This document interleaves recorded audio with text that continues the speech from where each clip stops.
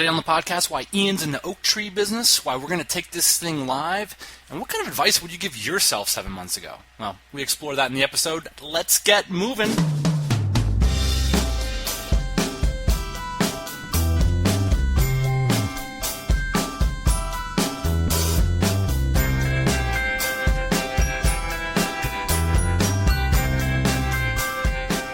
Hello, everybody, and welcome to the Lifestyle Business Podcast, where we believe starting a profitable business is the best way to achieve the lifestyle that you desire. Ian, my main man, where you at, man? Dan, I'm doing well here in San Diego. I'm enjoying the weather, warming up, enjoying being on this podcast with you. I absolutely love this podcast. It's the best part of my job, if you can call it part of a job. But I would basically podcast all week long. And I'm just putting that out there in case anybody wants to, in fact, give me a job where I could just podcast all day long. I might get out of this whole entrepreneurship racket and just straight up be Mr. Podcast. Could happen, man. We could podcast every day if you'd like. We might have to do that. It's good times. Let's give us some news updates over on your end. It's been a couple episodes since you've talked to the audience. We're in hiring phase again. We're hiring a new designer that's going to start with us next week. We're looking at some new office space, which is super cool. I'm really, really excited to bring this new guy on because he's worked for some really heavy hitters. He's worked for Dell and Gateway and some boutique design firms. So I think he's going to be a superstar for our organization, and I just couldn't be happier finding this guy. And it's a really good time for us because we've got some super, super big accounts that we're working on, and I think he can add a lot to it. So I'm over here hiring guys. This designer in particular was such a difficult hire for us to make as a small company, bringing in a specialist at such a high rate. We've been looking at the books on this hire for about 7 months now. That's true story? If you could go back to 7 months ago, Ian, and give him advice, what advice would you give? We did go back and forth. We posted this ad probably twice before this and just didn't end up hiring because we didn't find the right person. And you look at it and, cash is really tight. So I think we just finally matured to the point where it really made sense. Like it was almost blindingly obvious. Right. So if I could go back 7 months, I probably wouldn't have hired this. If I found this guy, maybe I would have hired him. But I'm glad that we've waited to this point. It's really kept us tight. See, I have such a different personality because I would go back to 7 months, Dan, and say, convince Ian to hire this guy. Because, we were sitting there.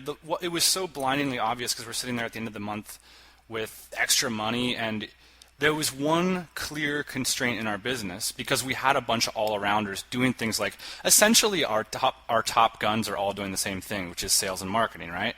And in your case, you're doing sales and marketing plus being the managing director. And so there's this one skilled position as a product design firm that you depend on, which is the designers. How can you do everything and then still, create products consistently? And when you look at your business, you always identify what's the main constraint. And for us now, for 7 months, it's been product creation. If that's the case, it's time to invest. I don't know. I would have gone back and said, we really should have invested.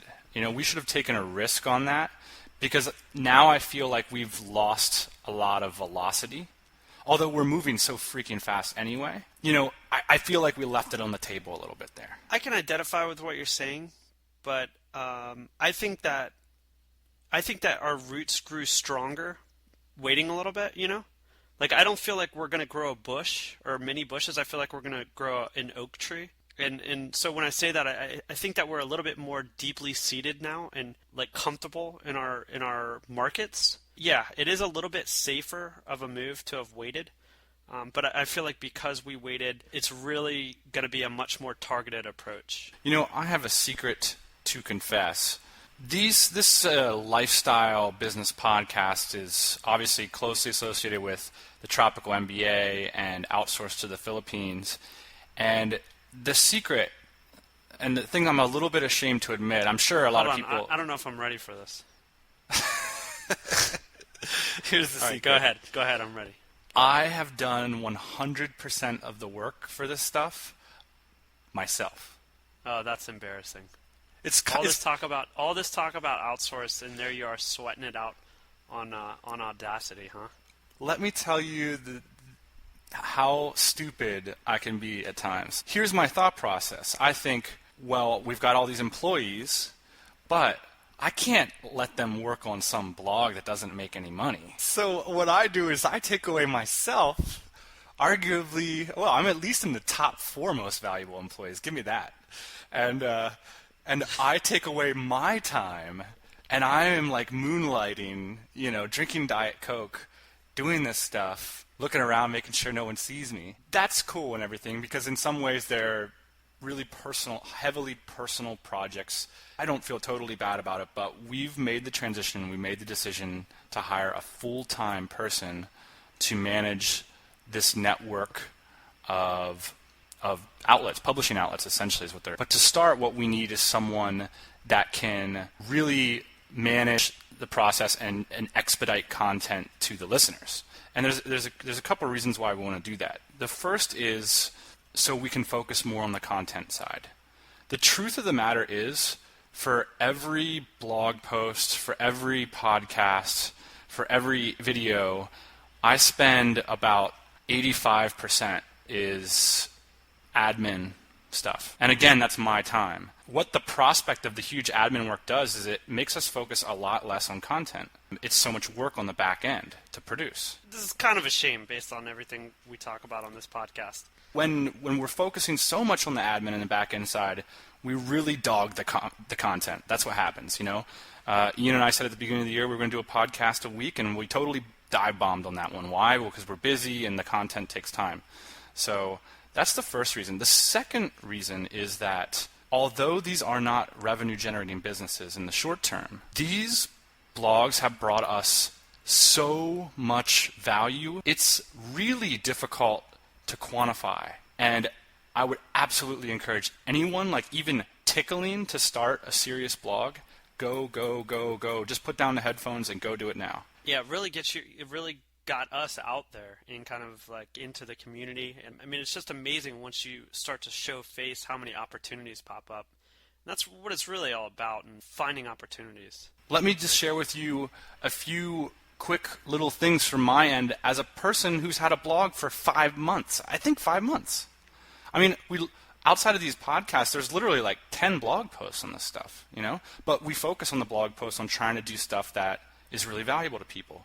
Just in the last few weeks here, in the last couple months, I get, and Ian gets about, total between the two of us, we're getting about 4 emails a day, 7 days a week, at least 4 emails a day from people that are just interested. They're just saying thanks. They're sharing the love, That is awesome. We talked about our Thailand trip before. When we went to Thailand, we got hotels booked for us. We met with like really world-class bloggers. Every night we were hanging out with interesting people. Job offers. I've gotten job offers. I was like, do you even listen to the podcast? I'm unemployable, man. Hired an incredibly intelligent, capable person for way under the market rate.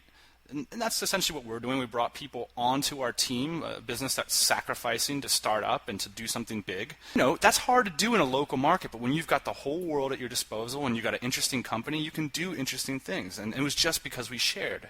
We get to meet with people like Chris Ducker. We hung out in Manila for 6 hours on Saturday. He's a world-class entrepreneur. He's got 200 people in his facility here in the Philippines. What's a guy like that want to do talking to a guy like me? Well, we're both out there sharing on the internet, finding like-minded people. Can you imagine, what are the chances that Chris Ducker and I meet if we're not bloggers? But yet we have so much in common, and by putting ourselves out there, we meet up. Last night, an A-list blogger called me just to talk and ask for advice. An A-list blogger calls me on my Skype thing. It's like, wow, that's great, And the list goes on. I wrote this list. There's something conspicuously missing from this list, which is revenue. But I got to be honest with you, Ian. When you got a list like that, who needs revenue? My point is, it's such a valuable investment, even though it's not about money. It's not about direct revenue, especially when you look at how minimal your investment can be here in a place like the Philippines, to have someone manage this stuff full time and have someone actually contribute real original content. Look, Ian and I aren't the only 2 social media dudes who are making lists like this and just saying, my God, my whole life has changed, because the support network, the group of peers that I have access to is world wide. It's really hard in the business world to build peers, I think. I mean, it kind of depends on what market you're in, but a lot of times like your peers end up being your clients or maybe people in the office. With social media, I mean, you can really have peers in different industries, and it really makes it easy to meet people and to have a lot of things in common because We've spent 3 years of our lives pretty much nonstop in a constant struggle for to provide more value to our customers, to be more productive. We've been challenging ourselves. We've been working really hard. And what that tends to do is basically make you a total weirdo. You know, you turn into something new. You become infused with purpose and drive, and what that does is it causes you to evolve so quickly. And man, if people aren't in that boat with you, they just kind of like look at you with like kind of a glossy stare, and they're like, that dude is crazy. For us, of course, we're like, this is the greatest thing ever, you know? And Right. And so when you go on the freaking podcast and you say, this is the greatest thing ever, people start tweeting you, I agree, man, this is the greatest thing ever. And then it's like, hey, let's hang out, you know? And it really is awesome. So an idea we have is to do a live show coming up. And that's kind of one of the ways we're going to take this to the next level. We're not sure exactly when it's going to be, but it's going to be an opportunity for us to interact with everyone. And so I'm super pumped up about that. I think that's going to be awesome. And that's another reason why the admin's going to be great, because we're going to be able to do these things regularly, and people can expect to get the episodes on a certain day. I feel like getting more good people involved, if what our focus is serving our clients, good things are going to happen, and you know, it's going to work itself out.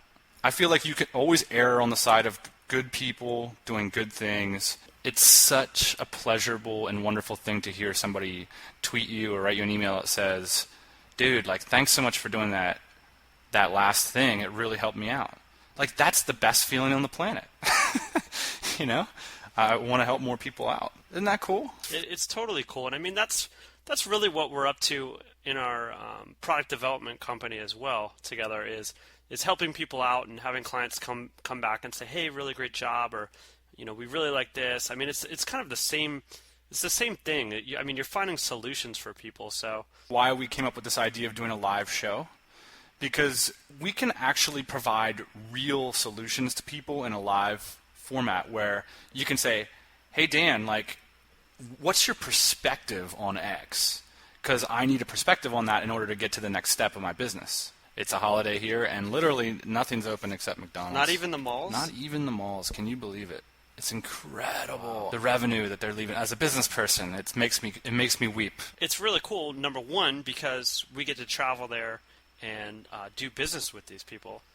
And number two, because we're providing awesome opportunities for people at really good prices. And so I think the combination of those like really meets our lifestyle and business goals in a lot of ways.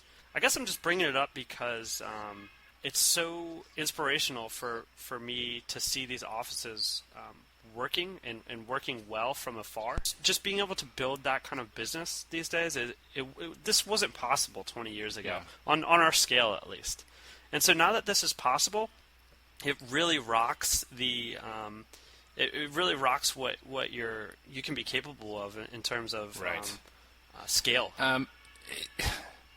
It's so rad, and I think that people should consider it faster nowadays to do this kind of thing.